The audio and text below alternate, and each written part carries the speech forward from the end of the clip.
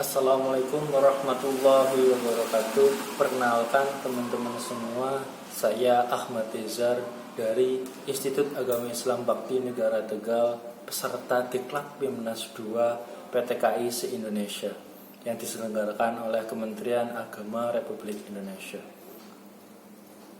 Baik teman-teman, di sini saya akan berdiskusi bersama dengan teman-teman semua melalui media YouTube. Tidak apa-apa ya teman-teman. Teman-teman semua, era 4.0 ataupun 4.0 kita ketahui bersama bahwa ini adalah era-era di mana percepatan itu dimulai. Bagaimana sebuah budaya atau sebuah revolusi itu terjadi di sini. Jadi sangat-sangat percepatan. Dalam ilmunya ada ilmu dromologi teman-teman. Nah, dalam bahasa Yunani sendiri, dromologi berasal dari kata dromos yang artinya percepatan, dan logos itu sendiri adalah pengetahuan. Jadi secara sederhana, dromologi adalah sebuah ilmu, kajian ilmu ataupun deskripsi ilmu pengetahuan yang mengarah pada percepatan ilmu pengetahuan itu sendiri, teman-teman. Bisa dikatakan juga dromologi ini sebab akibatnya dari sebuah dampak yang kita ketahui bersama adalah virus corona COVID-19. Ini adalah menjadi dampak tersendiri dari adanya percepatan ilmu pengetahuan, yaitu dromologi.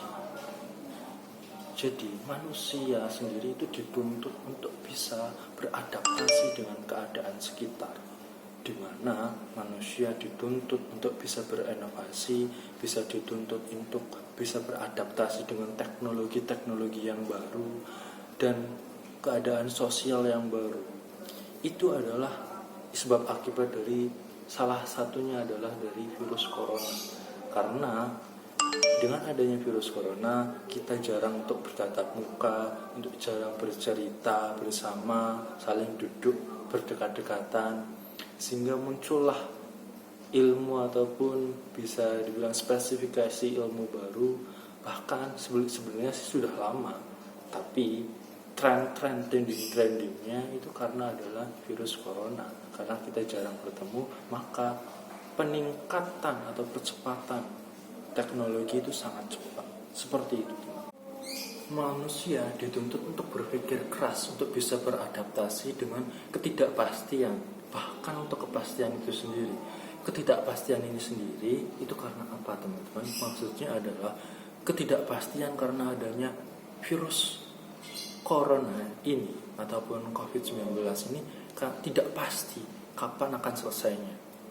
Itu tergantung dengan konsep beradaptasi manusia itu sendiri dan mematuhi protokol kesehatan, teman-teman. Dan kepastian itu sendiri karena apa? Bahwa seiring perkembangan zaman, dromologi ataupun percepatan budaya atau percepatan teknologi itu akan pasti terjadi. Bukan karena virus corona itu sendiri, tapi karena perubahan budaya itu sendiri pasti akan terjadi sebuah perubahan ataupun sebuah percepatan. Perubahan-perubahan teknologi ataupun perubahan-perubahan budaya yang terjadi ini menimbulkan munculnya sebuah era baru, yaitu era supremasi digital. Era supremasi digital di sini di mana semua teknologi baru muncul, semua inovasi-inovasi baru itu muncul. Bisa dikatakan juga, bisa dibuktikan juga di Indonesia banyak perusahaan-perusahaan rintisan yang sudah berdiri dengan adanya percepatan industri seperti ini. Contohnya banyak perusahaan-perusahaan rintisan yang sering disebut juga startup, dan banyak konsep-konsep dalamnya diterapkan, yaitu konsep-konsep online yang berbasis online, yang berbasis dengan internet. Itu sangat-sangat yang ditekankan.